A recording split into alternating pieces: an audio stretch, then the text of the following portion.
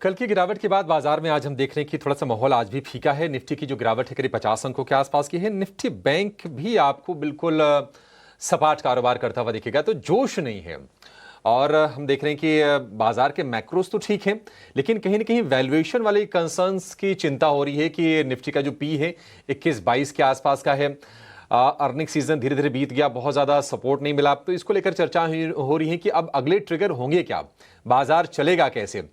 आप कौन से सेक्टर्स हैं जिस पर आपको नजर रखनी है, बाजार में आपको किस तरह से अपनी प्लानिंग करनी है, और क्या नया निवेश डालने के लिए बाजार अभी ठीक है, ये जरा समझते हैं। आज हमारे साथ मार्केट महारथी में खास चर्चा के लिए जुड़ गए हैं कार्नेलियन एसेट मैनेजमेंट के फाउंडर एंड सीआईओ विकास खिमानी। विकास भाई, बहुत शुक्रिया आपका समय देने के लिए। ईटी न्यूज स्वदेश पर आपका फिर से एक बार बहुत बहुत स्वागत है। आप बाजार को किस तरह से देख रहे हैं? मतलब चल तो रहा है, लेकिन वो चलने में जो कन्विक्शन आना चाहिए उसका अभाव साफ तौर पर दिख रहा है। एक बार जरा अर्निंग सीजन पर भी अपना व्यू दीजिएगा सर, कि आपको कैसा लगा और बाजार की चाल यहां से आप किस तरह से देख रहे हैं? देखिए, पहले तो मैं इस असेसमेंट को ही सही नहीं मानता हूँ। जब हम बाजार फास्ट चलते हैं तो लोग मतलब द नैरेटिव बनता है कि बाजार बहुत तेजी से जा रहा है, फंडामेंटल से हेड जा रहा है, और जब बाजार धीरे-धीरे चलता है तो बोलते हैं कि कन्विक्शन नहीं नजर आ रहा है। तो वो तो देखिए अभी यार देखने वाले के ऊपर है, पर जैसा मैं मानता हूँ कि जो अभी रिसेंटली कुछ पोस्ट अप्रैल सेकंड के जो अनाउंसमेंट के बाद में एक मार्केट में पैनिक फैला टैरिफ को लेके, उसके बाद में पहलगाम को लेके, आई थिंक वो शायद उसका रिकवरी जो जिस तरह से आया है वो शायद किसी ने सोचा नहीं होगा, और बहुत कम लोगों ने इस पे सोचा होगा। इनफैक्ट तो ये जो मार्केट रिकवर हुआ है काफी सब कुछ आई थिंक मोस्ट पार्टिसिपेंट्स इससे सरप्राइज हो गए हैं। तो जहां तक मैं मानता हूं कि ये शॉर्ट टर्म मूवमेंट्स पे इतना ज्यादा ध्यान देने की बजाय अगर आप एक ट्रेंड्स पे ध्यान देंगे तो ज्यादा अच्छा रहेगा। और मैं मानता हूं कि ट्रेंडिकली देखेंगे और ट्रेंड्स में देखेंगे तो मैक्रोज वगैरह सब ठीक हैं। मैं मानता हूं कि जो लास्ट ईयर लिक्विडिटी स्क्वीज की वजह से जो सिस्टम में लिक्विडिटी कम थी, उसकी वजह से जो कॉर्पोरेट अर्निंग्स पे इम्पैक्ट आया वो काफी रिवर्स हो चुकी है। जो हम 3.5 लाख करोड़ के लगभग लगभग डेफिसिट था लिक्विडिटी का सिस्टम में, जो आज अगेन अलग अलग एस्टिमेट है, पर 5-6 लाख करोड़ की जितनी सरप्लस जैसी हो रखी है, तो उससे जो सिस्टम में एक इम्पैक्ट आया है, लिक्विडिटी कम हुई है, इंटरेस्ट रेट्स की दर कम हुई है, उसका इम्पैक्ट डेफिनेटली कॉर्पोरेट अर्निंग्स पे होगा। पर ये वो 1-2 क्वार्टर के लेग्स के साथ होता है। तो मैं मानता हूँ कि 25 और 26 की जो अर्निंग है वो मार्केट के एक्सपेक्टेशन से बेटर होगी। ये 14 से 16% की रेंज में हो सकती है, पर कुछ कुछ सेक्टर्स और भी अच्छे हो सकते हैं। तो इकोनॉमिक की रफ्तार में, इकोनॉमी की ग्रोथ में कोई भी तकलीफ नहीं है। तो जो इंडिया स्टोरी रिमेन्स इंटैक्ट, और जो जो सेक्टर्स हैं जो इंडियन स्टोरी के साथ अलाइंड है, उन्हीं में इन्वेस्टेड रहिए, अच्छी क्वालिटी कंपनीज में इन्वेस्टेड रहिए। हमारा इसमें कोई व्यू चेंज नहीं हुआ, और हमारा व्यू अभी लगता है कि इंडिया जो अगले 8-10 साल में एक बहुत बड़े ट्रांसफॉर्मेशनल जर्नी की, one of the best wealth creation जो साइकिल हमारे सामने है, उसको ध्यान देना चाहिए। और जो भी कुछ छोटे मोटे वीकनेस करंट सिचुएशंस आए कोई भी इवेंट्स के लिए से, उनका फायदा लेना चाहिए। India positive story remains intact. Vikas ji, स्वागत है आपका। Mansi this side. और आपकी बात से मैं पूरी तरह से अग्री करती हूँ, क्योंकि पिछले दिनों इतने सारे इवेंट्स ग्लोबल फ्रंट पर, geopolitical tensions, concerns, tariff related issues, सारी की सारी चीज़ों को भारतीय बाजार ने काफ़ी रैशनली अप्रोच किया है। और इतना ही नहीं, ऑप्टिमिस्टिक सिर्फ फील करने की ज़रूरत नहीं है, अब तो हम चौथी सबसे बड़ी इकोनॉमी भी बन चुके हैं जापान को पीछे छोड़कर। So we are all positive here. जब वेल्थ क्रिएशन की ही बात हो रही है, तो फिर वेल्थ क्रिएशन के लिए कौन से स्पेसेस हैं जो कि आपके रेडार पर हैं? देखिए, कुछ सेक्टर्स और सेगमेंट्स जो हैं सो अच्छा करेंगे, पर जो वेल्थ क्रिएशन जो रियल होता है, आइडेंटिफाइंग एक राइट कंपनी और राइट मैनेजमेंट के ऊपर, उससे डिपेंड करता है। क्योंकि सेम सेक्टर में दो कंपनियां ऐसी हो सकती है कि एक रिटर्न कुछ नहीं दे रही है और दूसरी सुपर रिटर्न दे रही है। तो इवेंचुअली जो इन्वेस्टिंग है ये वो है स्टॉक और मैनेजमेंट को आइडेंटिफाई करने में। जहां तक सेक्टरल ट्रेंड्स की बात है, जो भी इकोनो सेक्टर्स जैसे कि banking and financial services economic growth के साथ अलाइंड है, वो पूरा सेक्टर अच्छा करेगा। उसके अंदर नए नए सेगमेंट्स आएंगे, जैसे कि 5-7 10 साल पहले वेल्थ मैनेजमेंट सेगमेंट नहीं था, आज वो है। तो उस तरह के नए नए सेगमेंट और अपॉर्चुनिटीज आएंगी। बट जो banking and financial services segment है वो बहुत अच्छा रहने वाला है अगले 5 से 7-10 साल के परस्पेक्टिव से हम देखा जाए तो। दूसरा बड़ा सेगमेंट जो है जिसमें पिछले ही कुछ सालों में 3-4 सालों से ही हमको एक नई जोश और जान दिखी है जो है मैन्युफैक्चरिंग को सेक्टर को लेके, जो अक्रॉस स्पेशलिटी केमिकल्स होता है, फार्मास्यूटिकल होता है, capital goods, electronics manufacturing, defence, automobiles, auto एंक्स, अक्रॉस दिस मैनी, जहाँ पे 2 तरीके के पाए हैं। एक तो एक्सपोर्ट ओरिएंटेड अपॉर्चुनिटीज है, दूसरा इंपोर्ट सब्स्टिट्यूशन है। उसके अंदर भी बहुत जो अपॉर्चुनिटीज रहेंगी। तो तीसरा जो है, जैसे-जैसे कि इंडिया की कंजम्पशन साइकिल बढ़ती है, आज हमारी जो पर कैपिटा इनकम जो है $2,500 है, जो अगले 20-25 सालों में 15 से $18,000 होगी। तो इस तरह की जब-जब कोई स्टीप इंक्रीज आती है, तो डिस्क्रिशनरी पावर बढ़ता है, कंजम्पशन बढ़ता है, कंजम्पशन पैटर्न्स चेंज होते हैं, तो कंज्यूमर के अंदर भी अच्छी अपॉर्चुनिटीज आएँगी। और बाकी और छोटे-छोटे सेगमेंट जो रहेंगे, उनमें तो रहती है, चाहे वो इंफ्रास्ट्रक्चर हो या सर्विसेज को लेके। तो मेरा कहने का मतलब है कि एक इंडिया ऐसा मार्केट है जो जहाँ पे बहुत broad based opportunity set appear हो रहे हैं। उसमें से ऑफ कोर्स आपको बेस्ट चूज़ करना है, बेस्ट कंपनी जहाँ पे आपको लगता है कि मैनेजमेंट का कम्फर्ट है और बिज़नेस मॉडल का कम्फर्ट है, जो एक 5 साल 10 साल के पीरियड में अच्छी वेल्थ क्रिएशन साइकिल जनरेट कर सके, उस पे ध्यान देना है। ठीक है, वेल्थ क्रिएशन पर अगर आपका फोकस है, समय दीजिए। ग्रोथ स्टोरी जो भारत की है वो इंटैक्ट है और उसमें कोई दिक्कत नहीं है। विकास भाई, एक चीज़ और समझना चाहेंगे कि अब ये जो टैरिफ को लेकर फिर से हो सकता है कि ये 15, 20, 25 दिन में फिर से चर्चा करना शुरू कर दें कि डोनाल्ड ट्रंप क्या करेंगे। 90 दिनों की मोहलत दी थी, जुलाई में उसकी मियाद खत्म भी हो जाएगी।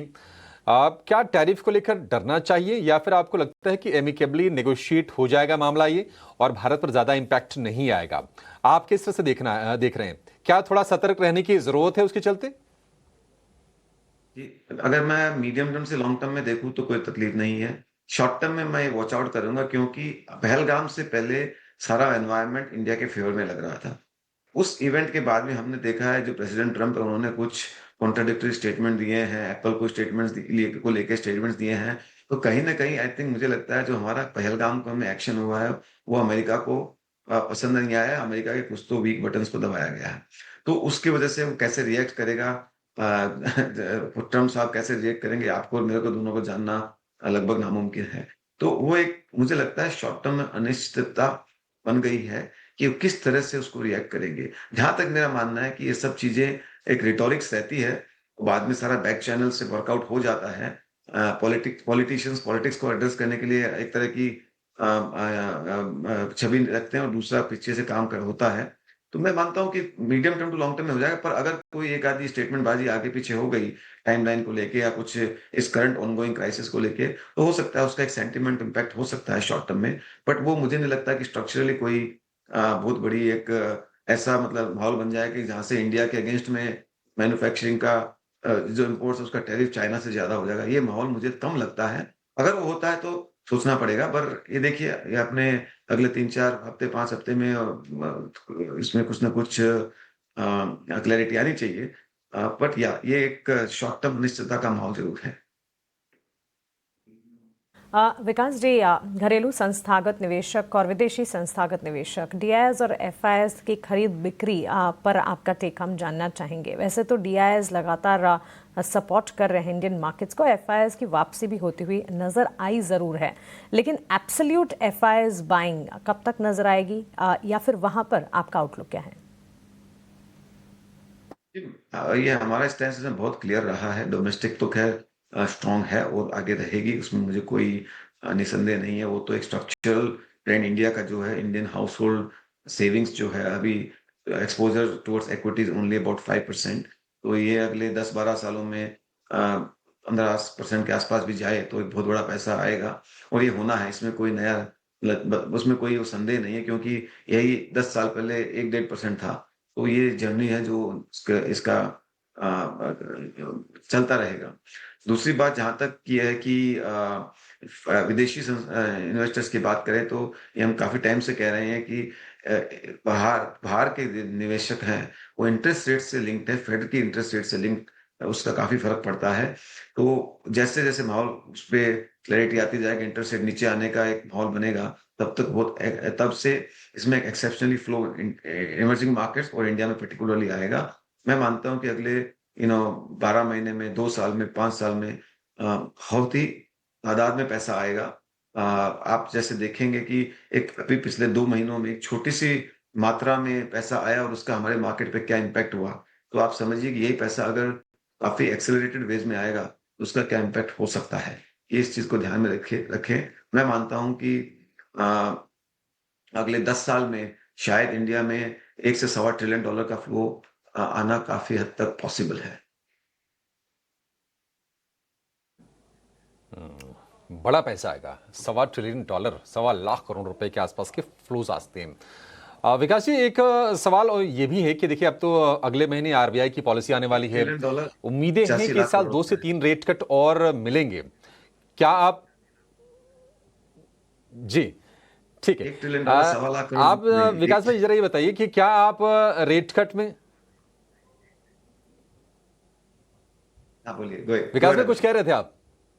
मैं ये कह रहा था आपने 1 ट्रिलियन डॉलर का सवा लाख करोड़ बोला, 1 ट्रिलियन डॉलर सवा लाख आपको करोड़ नहीं होता है। 1 ट्रिलियन डॉलर लगभग 85 लाख करोड़ के आसपास होता है। डॉलर टर्म्स में 1 लाख करोड़ डॉलर बोला उसको मैंने। हाँ, रुपए में तो 85 लाख करोड़ रुपए हो जाएगा वो। एग्जैक्टली आप जरा ये बताइए कि रेट कट की आप उम्मीद करके चल रहे हैं जो जून वाली पॉलिसी है? ये वो तो मुझे डिपेंड करता है कैसे मुझे नहीं लगता है कि कोई ज़्यादा रेट कट इमीडिएटली आएगा, बट रेट कट का माहौल तो बन चुका है, एक्सपेक्टेशन सेट हो चुकी है। वो मुझे लगता है गवर्नर साहब भी डिसीजन लेंगे। मेरे को ऑलरेडी जो आप लिक्विडिटी सिस्टम में आ गई बहुत बड़ी बात है। उन्होंने ऑलरेडी रेट कट कर चुके हैं, तो वेदर ये पॉलिसी में करें या अगले से करें उससे कोई ज़्यादा मेरे को लगता नहीं अंतर पड़ेगा। डायरेक्शनली उन्होंने बहुत क्लियर डायरेक्शन दे चुके हैं। अ, अ, अगर 25 बेसिस पॉइंट जैसा हो जाता तो बहुत अच्छी बात है, पर ऐसा कोई मैं नहीं मानता हूँ कि वो मेक और ब्रेक है। आज के समय में I think directionally we are well placed.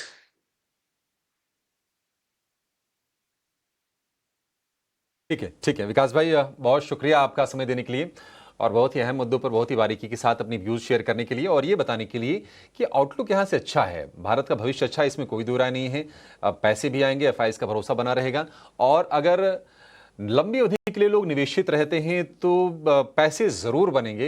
ये भी आपको पूरा का पूरा भरोसा है। थैंक यू सो मच आज हमें समय देने के लिए और विस्तार से अपनी बातचीत हमारे साथ शेयर करने के लिए।